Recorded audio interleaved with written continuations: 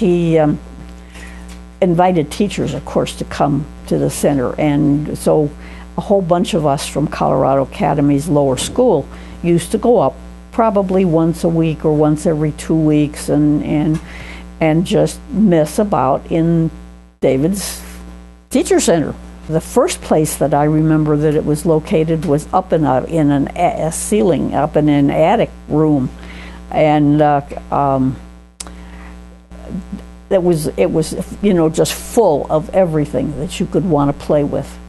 And so, as I said, the group of us from Colorado Academy Lower School used to go up and just play once a week or once every 2 weeks or 3 weeks.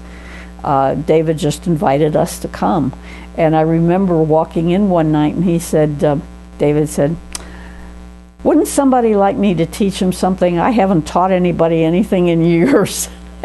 And so I said, "Yes, teach me how to make a balance beam." And did he? Yes, he did. Because as I recall, now I may be totally wrong here, but the professional balance beams that you buy, they always start with one closest to the center, 2, 3, 4. I wanted to start with one out on the edge. And he said, "Why is it mathematicians always want to start out at the outer edge?" And he said, "Physicists always start in the center." But he did teach me how to make my own balance beams that I could work with the kids.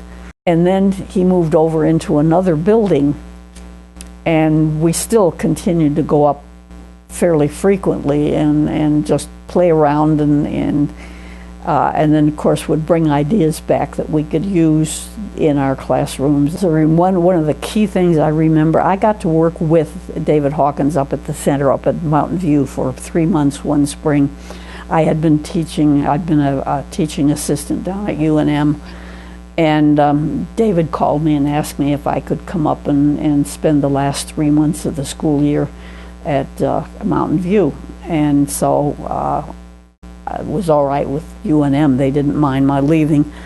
And so I had a wonderful 3 months up there in the center, working with Boulder teachers and of course working with the Mountain View staff and David and Franny, and it was an incredible time for me.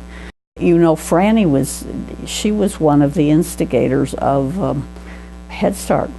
She was one of Franny Hawkins was his wife and a kindergarten teacher. Yeah, and as I said, she was one of the first people to get involved with getting Head Start started. And again, I've never known two people who knew more about teaching children and what children could do and what children ought to be doing than these two. They were absolutely amazing people.